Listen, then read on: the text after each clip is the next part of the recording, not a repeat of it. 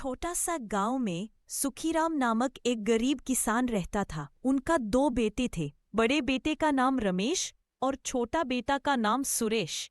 उसके अलावा उनकी एक छोटा सा मिट्टी का घर और कुछ जमीन। जब रमेश और सुरेश छोटे थे, उनकी पत्नी का देहांत हो चुका था। तभी से वो सब कुछ संभाल रहे हैं। पर उनका एक बड़ा दुख था सुरेश को लेकर। एक तरफ रमेश एक अच्छा, नेक दिल वाला, मेहनती और ईमानदार इंसान था और दूसरी तरफ सुरेश बिल्कुल रमेश का उल्टा था। वो बहुत लोभी और आलसी था। जहां रमेश दूसरों का मदद करता, वहां सुरेश दूसरों को हानि पहुंचाता। इसी वजह से सुरेश से सभी परेशान थे।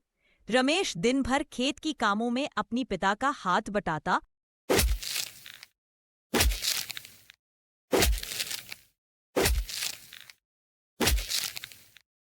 और इधर सुरेश दिन भर सिर्फ खाते रहता और खाने के बाद सो जाता। सुरेश की इसी बुरी आदत को छुड़वाने और उसे ठीक रास्ते में लाने के लिए सुखीराम एक तरकीब सोचा। फिर एक दिन सुखीराम दोनों भाइयों को पास बुलाते हैं और दोनों से कहते हैं, मैं तो अब बहुत बुढ़ा हो चुका हूँ और कुछ करने और समझने की ताकत मुझ में नहीं बचा। इसीलिए मैं सोचता हूँ कि मैं मरने से पहले तुम दोनों भाइयों में जायदाद का बंटवारा कर दूं, ताकि मेरे जाने के बाद तुम दोनों के बीच जायदाद को लेकर कोई झगड़ा न हो और तुम अपना अपना किस्मत खुद लिखो। पर मैं अपना जायदाद को दोनों हिस्सों में बांटा है। एक तरफ हरियाली, अच्छी फसल होने वाला जमीन, दूसरी तरफ पत्थर और कांटे से भरा हुआ बंजर जमीन। दोनों अच्छे से सोच के बताओ किसको कौन सी जमीन चाहिए। जमीन का बंटवारा की बात सुनकर सुरेश मन ही मन बहुत खुश हो जाता है। इससे पहले कोई कुछ कहता, सुरेश बड़ी हड़बड़ी में कहने लगा, मुझे तो बस वो हरी भरी अच्छी फसल होने वाला जमीन चाहिए। सुरेश का बात सुनकर सुखीराम रमेश से कहते हैं, रमेश, तुम भी कुछ बोलो बेटा, तुम भी अपनी इच्छा बताओ। सुरेश की बातों से तुमको कोई एतराज तो नहीं? नहीं नहीं पिताजी, आप ये कैसा बात बोल रहे हो? इसी में एतराज होने वाला बात कौन सी है? सुरेश मेरा छोटा भाई है, उसका क्या मेरा क्या। उसकी इच्छा से मैं पूरी तरह सहमत हूं। बेटा, फिर से सोच लो, क्या तुम इसी फैसले से खुश हो? पिताजी आप चिंता मत करिए, मैं अपना भाई के फैसला से बहुत खुश हूं। रमेश के मुंह से ये सुनकर सुरेश मन ही मन मुस्कुराता रहा और मन ही मन सोचता रहा, ये रमेश भाई भी ना सच में कितना भोला और बुद्धू है। ये पत्थर और बंजर जमीन लेके क्या करेगा? वो क्या करे या ना करे, मुझे क्या, मुझे तो अच्छी जमीन मिल गई। मुझे तो यकीन नहीं हो रहा है, मेरा तो भाग्य ही खुल गया। ऐसा सोचते हुए सुरेश वहां से चला जाता है। तैसे ही कुछ दिन बीतने लगा।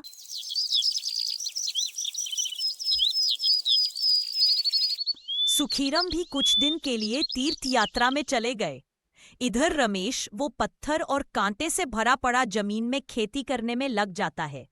दूसरे तरफ सुरेश अपना खेत की तरफ आंख उठाकर भी नहीं देखता, ना कोई खेती करता, बस पहले की तरह खाता पीता और सो जाता। तैसे ही कुछ दिन बीतने लगा। एक दिन रमेश अपनी खेत में काम कर रहा था। अपनी खराब हुए खेती को देख के सोचता है, हे भगवान, मैं क्या करूं? जितना हो सके उतना मेहनत किया, पर इस जमीन में अच्छी खेती ना हो सका। इस पत्थर और कांटे से भरा पड़ा जमीन में फसल कैसे उगाऊं?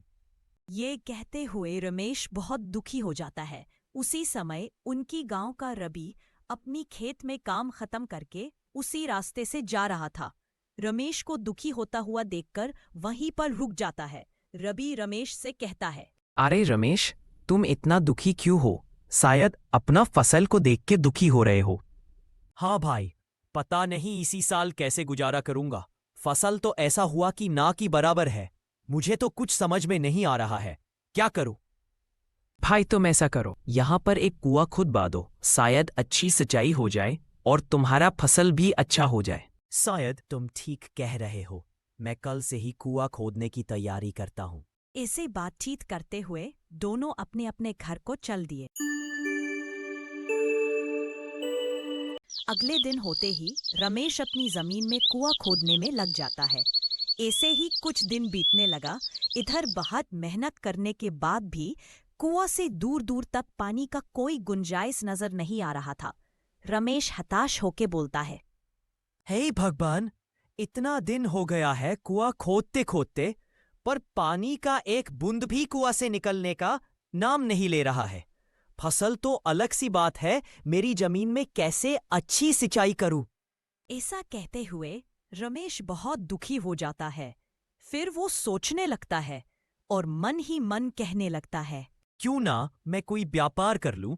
व्यापार से जो भी मुनाफा होगा उसी से मैं और भी ज्यादा गहरी कुआं खोदूंगा और कुआं से अच्छे पानी निकलेगा और मेरी फसल भी अच्छा हो जाएगा। पर व्यापार के लिए पैसा कहां से लाऊं? चलती हूं कहीं पर काम ढूंढता हूं, काम करके कुछ पैसा इकट्ठा करके व्यापार करूंगा। वहां से वो सीधा काम ढूंढने उसी गांव की जमींदार के पास जाता है। जमींदार काम के बदले उसे कुछ पैसा देते हैं। फिर रमेश उस पैसा से कुछ फल और सब्जी खरीदकर बेचने लगता है। सब्जी ले लो सब्जी, ताजा ताजा सब्जी। फल ले लो फल, ताजा ताजा फल। कुछ ग्राहक रमेश की दुकान पर आते हैं। ग्राहकों की भीड़ देखकर रमेश बहुत खुश हो जाता है, पर सब्जी और फल लेने से पहले बोलते हैं, भाई आज बकिया दे दो, पैसा बाद में ले लेना। क्या कहते हो? नहीं तो मैं किसी और से ले लूंगा। रमेश भोला भाला था, इसीलिए वो सबको बकेया देता रहा। ऐसे ही कुछ दिन बीतने लगा और धीरे धीरे उसका सारे पैसा डूब गए।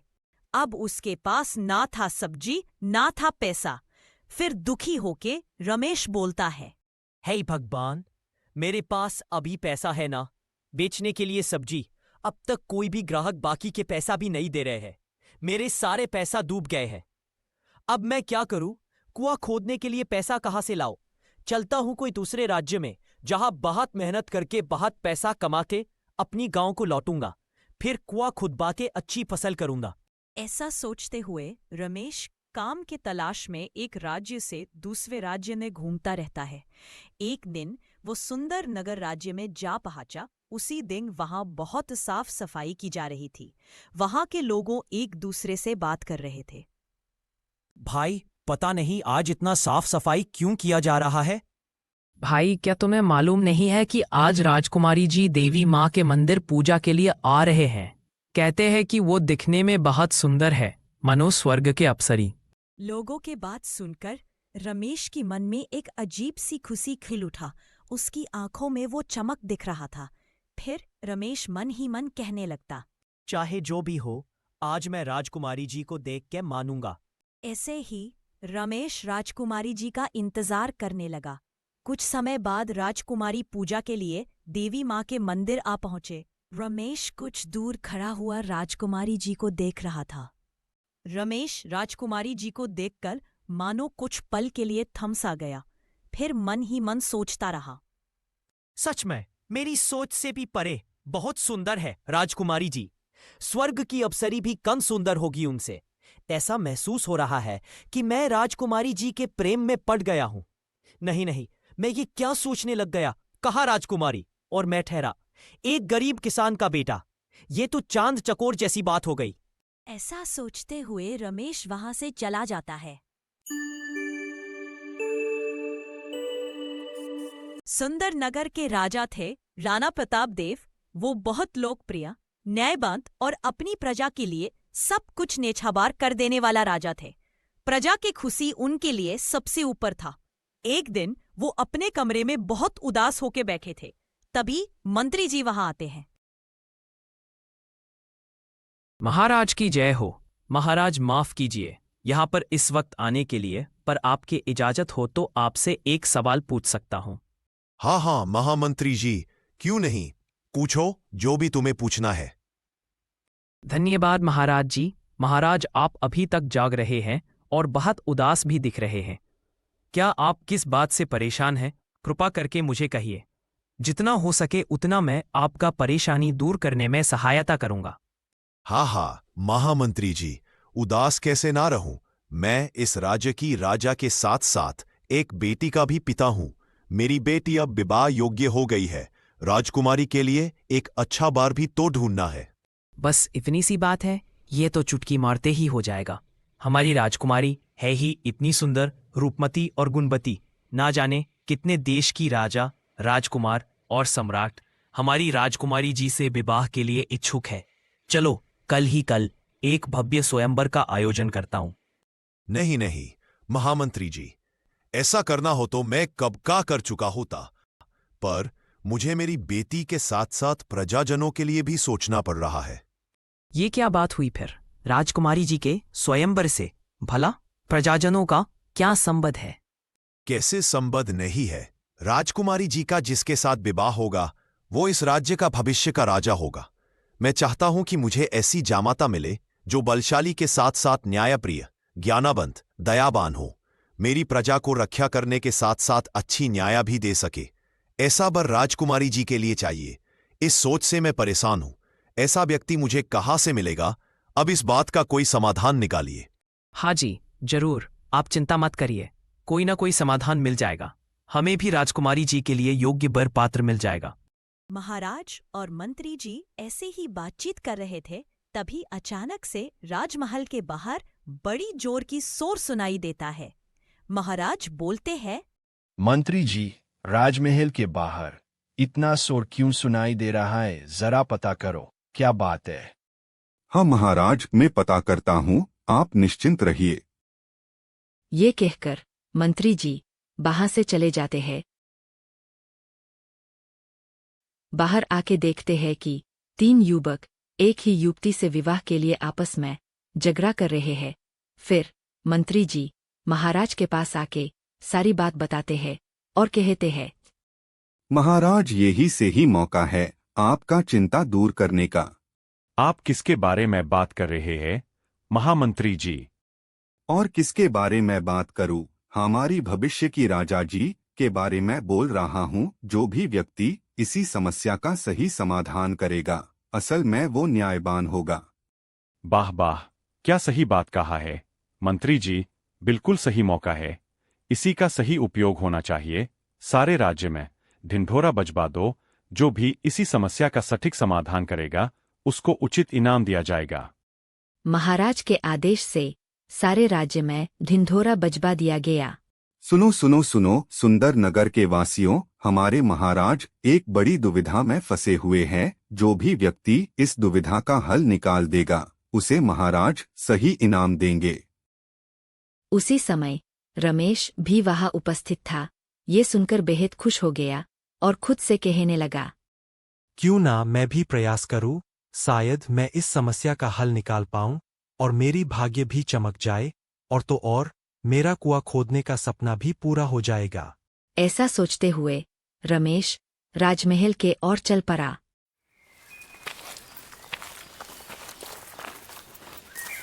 वहां और भी कोई लोग आए हुए थे।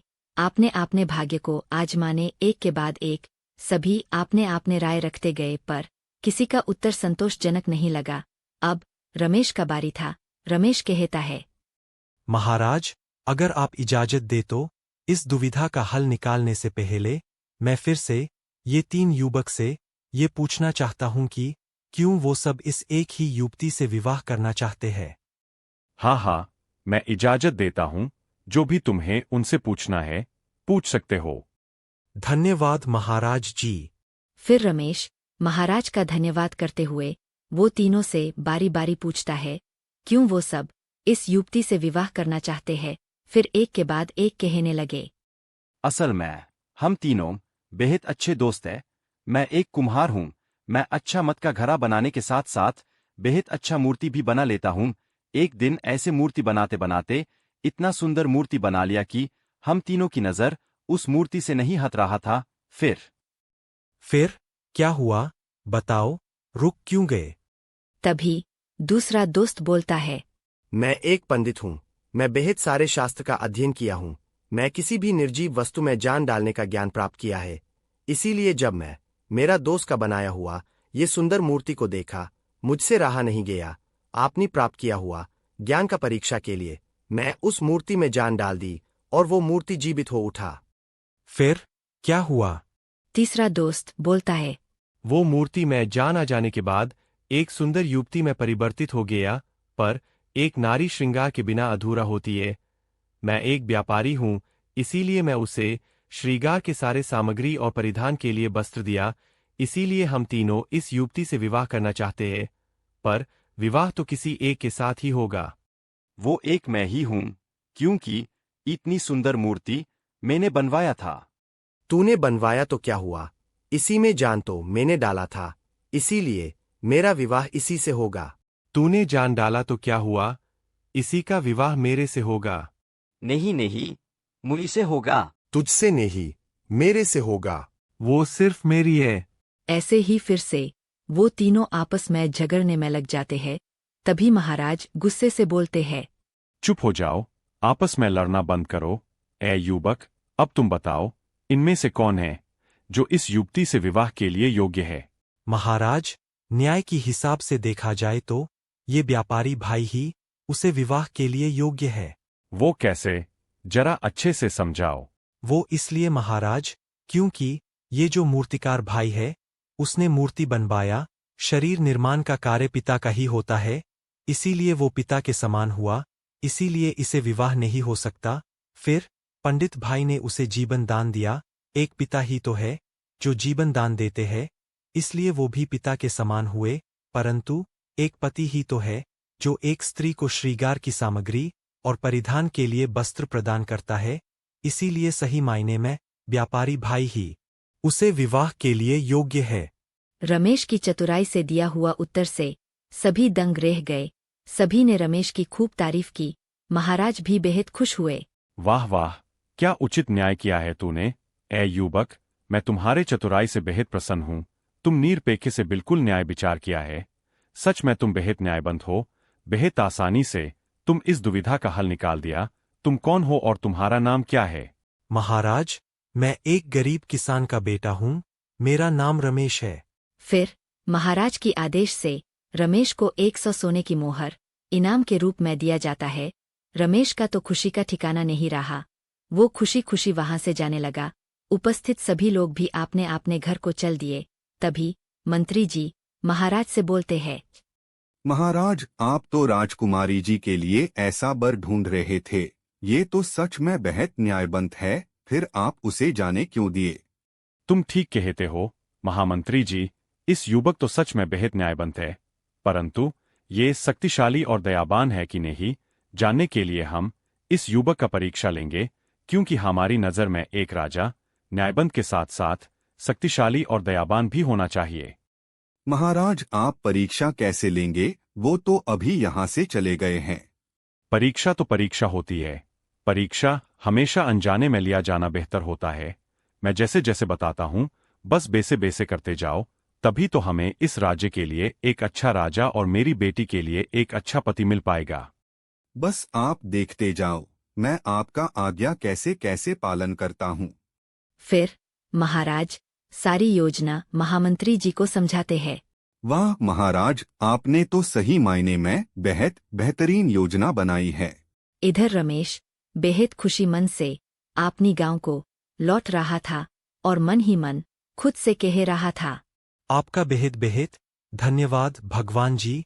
आपकी कृपा के कारण मुझे इतना सारा सोने का मोहर पुरस्कार के तौर पर मिला। आपका जितना धन्यवाद करूं उतना कम है। अब बस गांव जाके कुआं खोदने की तैयारी में लग जाऊंगा। शायद पिताजी भी तीर्थ यात्रा से लौट आए होंगे, मुझे देख के बेहद खुश होंगे। ऐसे सोचते हुए रमेश जा रहा था कि अचानक से किसी का रोने की आवाज उसकी कानों में गूंजता है। कौन इतना जोर जोर से रो रहा है? ऐसा लगता है कि वो बेहद दुखी है। चलता हूँ, पास जाके पता लगाता हूँ कि क्या बात है, यही सही रहेगा। रमेश पास जाके देखता है कि एक बुजुर्ग आदमी बेहद जोर जोर से रो रहा है। रमेश उस बुजुर्ग आदमी से पूछता है, काका, आपका क्या हुआ है जो आप इतना रो रहे हो? बेटा, तुम जानकर क्या करोगे? अब बस मेरे भाग्य में रोना ही लिखा है। ऐसा क्यों कह रहे हो काका? मुझे बताइए, क्या पता मैं आपका कोई मदद कर सकूं। बेटा, क्या ही बताऊं तुझे। मेरी दुनिया कहे तो मैं और मेरी एक बेटी जिसकी विवाह कल होने वाला था, परंतु क्या काका, ये तो बेहद खुशी की बात है। आप इतना उदास क्यों हो? उसकी विवाह के लिए तो मैं बेहद खुश हूँ, पर उसकी ससुराल वाले अब बेहद मोटी रकम की दहेज मांग रहे हैं। मैं तो खेहरा एक गरीब लाचार बूढ़ा आदमी क्या ही दहेज दे पाऊंगा, इतना पैसा कहाँ से लाऊं? ऐसा लग रहा है कि मेरी बेटी की विवाह कभी नहीं कर सकूंगा। ऐसा कहते हुए फिर से वो बुजुर्ग आदमी जोर जोर से रोने लगा। तभी रमेश बोलता है, आप चिंता मत करिए काका, मैं आपकी सहायता करूंगा। अभी मेरे पास 100 सोने की मोहर है। आप इस सोने की मोहर को मुझसे ले लीजिए और आपकी बेटी की विवाह बड़ी धूमधाम से कीजिए। नहीं नहीं बेटा, मेरी खुशी के लिए मैं तुमसे ये सोने की मोहर नहीं ले सकता। ये तुम्हारी कमाई है, इसकी जरूरत तुम्हें भी होगा। फिलहाल अभी तो इसकी जरूरत मुझसे ज्यादा आपको है, इसलिए ये आप रखिए। आपकी मदद करके मुझे भी बेहद खुशी होगी। ऐसे कहकर रमेश सारा सोने का मोहर उस बुजुर्ग आदमी को दे देता है और आगे निकल पड़ता है।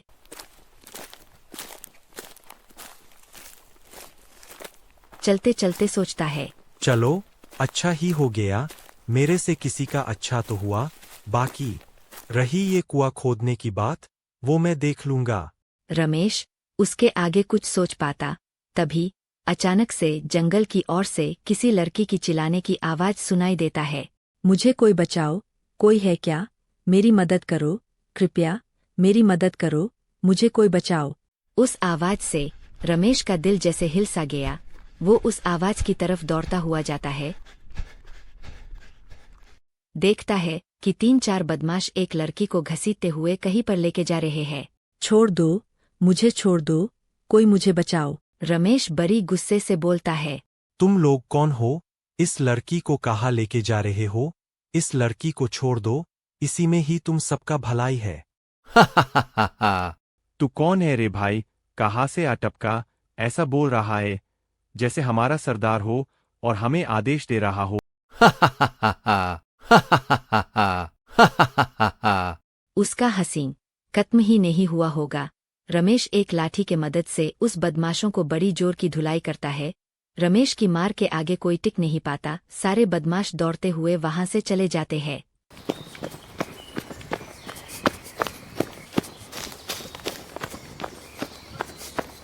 आपका बेहद बेहद धन्यवाद भैया, आप मुझे नहीं बचाते तो पता नहीं मेरा क्या होता। वो सब छोड़ो बहन, मुसीबत में फंसा हुआ को बचाना हम सबका दायित्व है। बस वो दायित्व मैंने निभाई है। तुम्हारा घर कहाँ पर है? चलो मैं तुम्हें तुम्हारे घर पर छोड़ के आता हूँ। ऐसा कहकर रमेश उस लड़की को उसकी घर पर छोड़ देता है और अपनी गांव की ओर चल पड़ा। ऐसे ही कुछ दिन बीतने लगा और रमेश अपनी गांव पहुंचकर फिर से अपनी खेत की देखभाल और कुआं खोदने में लग गया। ऐसे कुआं खोदते खोदते काफी समय गुजर जाता है, पर रमेश कुआं खोदने में हमेशा लगा रहता। उसकी कड़ी मेहनत एक दिन रंग लाया। रमेश देखा कि उसकी कुआं से पानी की धारा बहने लगी है। पानी के धारा देखते ही रमेश का खुशी का ठिकाना नहीं रहा। उसी बीच सुंदर नगर राजा के कुछ सैनिक वहां पर आ पहुंचे और रमेश से कहने लगे, तुम रमेश हो क्या? हमारे महाराज की आदेश है कि तुमको राजमहल लिया जाए। ये सुनकर रमेश बेहद डर जाता है। रमेश को डरा हुआ देखकर सैनिक फिर से बोलता है, डरो मत भाई, महाराज आपको कोई विशेष कार्य के लिए बुला रहे हैं। फिर वो सैनिक रमेश को आदरपूर्वक राजमहल लेके जाते हैं। महाराज रमेश का बड़ी धूमधाम से स्वागत करते हैं और बेहद खुश होके बोलते हैं, रमेश तुम बेहद न्यायवान, दयावान, बहादुर, ईमानदार और धैर्यवान हो। मैं तुम्हारे सारे अच्छे गुण से प्रभावित हूँ। तुम मेरे सारे परीक्षा में सफल रहे, इसीलिए मैं बेहद खुश हूँ। परीक्षा? कैसी परीक्षा महाराज? मुझे कुछ समझ में नहीं आ रहा है, आप क्या कह रहे हैं? हाँ परीक्षा, चलो मैं समझाता हूँ। मैं इस राज्य के लिए एक अच्छा राजा और मेरी बेटी के लिए एक अच्छा पति की तलाश में था। मुझे तुम्हारे तरह एक नेक, ईमानदार, अच्छा व्यक्ति चाहिए था भविष्य की राजपदभार संभालने के लिए, जिसे सारी राजकर्म देकर शांति से अपना जीवन का शेष समय बिता सकूं। एक अच्छा राजा बनने की सारी गुण तुम में है, इसीलिए अब मैं राजकुमारी जी के विवाह तुम्हारे साथ करके तुम्हें इस राज्य का राजा घोषित करना चाहता हूँ। राजकुमारी के साथ विवाह की बात सुनकर रमेश कुछ देर के लिए थमसा गया। उसका खुशी जैसे सातवें आसमान पर था। उसे विश्वास नहीं हो रहा था कि क्या ये सच है या फिर स्वप्न। कुछ देर बाद खामोशी तोड़ते हुए रमेश बोलता है, महाराज, ये मेरा सौभाग्य है कि आप मुझे योग्य समझा, पर मैं इस खुशी को मेरा परिवार, कहे तो मेरे पिताजी और छोटा भाई सुरेश के साथ बांटना चाहता हूँ। उनकी अनुमति से ही मैं राजकुमारी जी के साथ विवाह कर सकता हूँ। ये सुनकर महाराज बेहद खुश हो जाते हैं और तुरंत रमेश के पिताजी और छोटे भाई को राजमहल बुलाते हैं। रमेश के पिताजी सब जानकर बेहद खुश हो जाते हैं। रमेश का खूब प्रशंसा करते हुए सुरेश से बोलते हैं, बेटा सुरेश, यही होता है ईमानदारी से किया हुआ सारी काम का फल। जो भी काम करो दिल और मन लगाकर करो, दूसरों को हानि ना पहुंचाकर हमेशा मदद करना चाहिए। तुम्हारा भाई रमेश आज अपना धैर्य, ईमानदारी, सहानुभूति गुण के कारण वो सब कुछ हासिल कर लिया है जो किसी आम आदमी के सोच से परे हैं। तुम्हारे पास सब कुछ अच्छा होते हुए भी तुम बस वक्त बर्बाद कर चले और तुम्हारा मन अहंकार और दूसरों की बुरा करने में हमेशा लगा रहता। इसीलिए अच्छा करो, तुम्हारे साथ भी अच्छा होगा। अपनी पिता के बात सुनकर सुरेश अपना किया हुआ सारी गलती के लिए पछताने लगा और अपनी गलती के लिए माफी मांगी। हाँ पिताजी, आप ठीक कहते हो, करो भला तो हो भला। सच में मेरा सोच कितना बुरा था, मैं लालच में आ गया था। अब से मैं किसी का बुरा नहीं करूंगा और आलस भी छोड़ दूंगा। जितना हो सके दूसरों की मदद भी करूंगा। सुरेश की बदलाव से सभी खुश हो जाते हैं। महाराज रमेश और राजकुमारी जी की शादी बड़ी धूमधाम से करते हैं। सभी ने उनको आशीर्वाद देते हैं। रमेश एक अच्छा राजा के रूप में शासन करते हैं। इधर सुरेश एक अच्छा बेटा की तरह अपने पिता की ख्याल रखने के साथ साथ आलस त्याग कर खेत की देखभाल और सारे कामकाज करने में लग जाता है। अब सुरेश किसी का भी बुरा नहीं करता, जब भी मौका मिले दूसरों की मदद करता।